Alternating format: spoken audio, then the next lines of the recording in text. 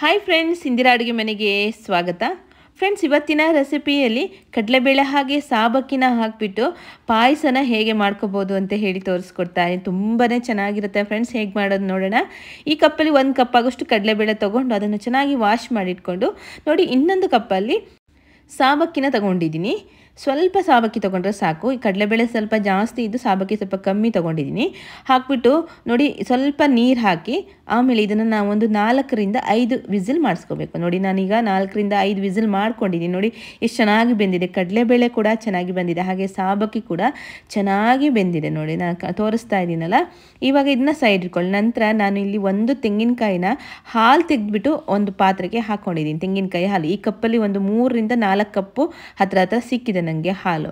ನಂತರ ನೋಡಿ, ಈ ಚಿಕ್ಕ ಕಪ್ಪಲ್ಲಿ ಒಂದು 1/4 ಕಪ್ ಆಗೋಷ್ಟು ನಾನು ತರಿಯಾಗಿರುವ ಅಕ್ಕಿನ ತೊಗೊಂಡಿದ್ದೀನಿ. ನೀವು ಇಲ್ಲಿ ರವೆ ಬೇಕಾದರೂ ತೊಗೋಬೋದು. ನಾನು ಅಕ್ಕಿನ ತೊಗೊಂಡಿದ್ದೀನಿ.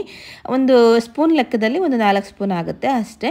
ಹಾಕಿಬಿಟ್ಟು ಚೆನ್ನಾಗಿ ಕುದಿಸ್ಕೋಬೇಕು. ಇವಾಗ ಇಲ್ಲಿ ತೆಂಗಿನಕಾಯಿ ಹಾಲು ಹಾಗೆ ಸ್ವಲ್ಪ ತರಿಯಾಗಿರುವ ಅಕ್ಕಿನ ಹಾಕಿಬಿಟ್ಟು ನಾನು ಇಲ್ಲಿ ಚೆನ್ನಾಗಿ ಬೇಯಿಸ್ಕೊತಾ ಇದ್ದೀನಿ. ಆ ಅಕ್ಕಿ ಅನ್ನೋದು ಚೆನ್ನಾಗಿ ಬೇಯಬೇಕು. ನೀವು ಈ ರವೆ ಹಾಕ್ಕೊಂಡ್ರೆ ರವೆ ಚೆನ್ನಾಗಿ ಬೇಯೋ ತನಕ ಚೆನ್ನಾಗಿ ಇದನ್ನು ಇವಾಗ ಕುದಿಸ್ಕೋಬೇಕು. ನೋಡಿ, ಇವಾಗ ತಿಕ್ಕಾಗಿ ಬರ್ತಾ ಇದೆ. ನಾವು ತೆಂಗಿನಕಾಯಿ ಹಾಲು ತಗೊಳ್ಳುವಾಗ ಸ್ವಲ್ಪ ನೀರಾಗಿತ್ತಲ್ಲ, ಇವಾಗ ಅಕ್ಕಿ ತರಿಯಾಗಿರುವ ಅಕ್ಕಿನ ಹಾಕಿದಾಗ ಅಷ್ಟು ಸ್ವಲ್ಪ ದಪ್ಪ ಆಗಿದೆ. ನಂತರ ನೋಡಿ, ಈ ಕಪ್ಪಲ್ಲಿ 2 ಕಪ್ ಆಗುವಷ್ಟು ನಾನು ಬೆಲ್ಲನ ಸೇರಿಸ್ಕೊತಾ ಇದ್ದೀನಿ. ನೀವು ತುಂಬ ಸ್ವೀಟ್ ಬೇಕಂದರೆ 2/4 ಕಪ್ ಹಾಕ್ಕೋಬೋದು. ನಾನು 2 ಕಪ್ ಹಾಕ್ಕೊಂಡಿರೋದು ಚೆನ್ನಾಗಿ ಸ್ವೀಟಾಗಿ ಬಂದಿದೆ ಪಾಯಸ. ನೀವು ತುಂಬ ಸ್ವೀಟ್ ಬೇಡ ಅನ್ನೋರು 1.5 ಕಪ್ ಕೂಡ ಹಾಕೋಬೋದು. ಬೆಲ್ಲನ ಚೆನ್ನಾಗಿ ಇವಾಗ ಮೆಲ್ಟ್ ಮಾಡ್ಕೊತಾ ಇದ್ದೀನಿ.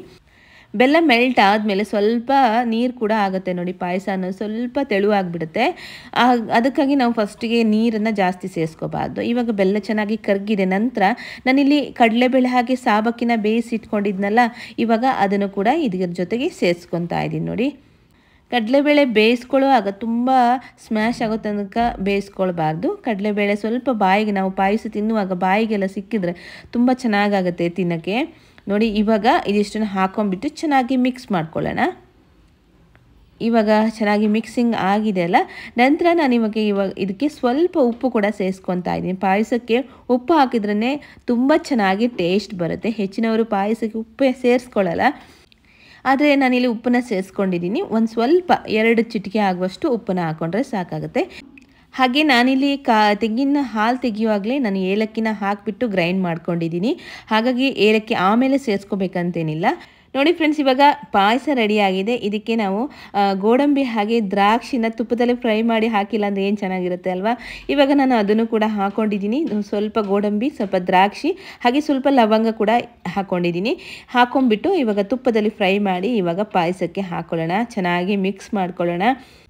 ಫ್ರೆಂಡ್ಸ್, ನೋಡಿದಾಗಲೇ ಎಷ್ಟು ಚೆನ್ನಾಗಿದೆ ಅಂತ ಇದೆಯಲ್ಲ, ನಿಜವಾಗ್ಲೂ ತುಂಬಾ ಚೆನ್ನಾಗಿ ಬಂದಿತ್ತು.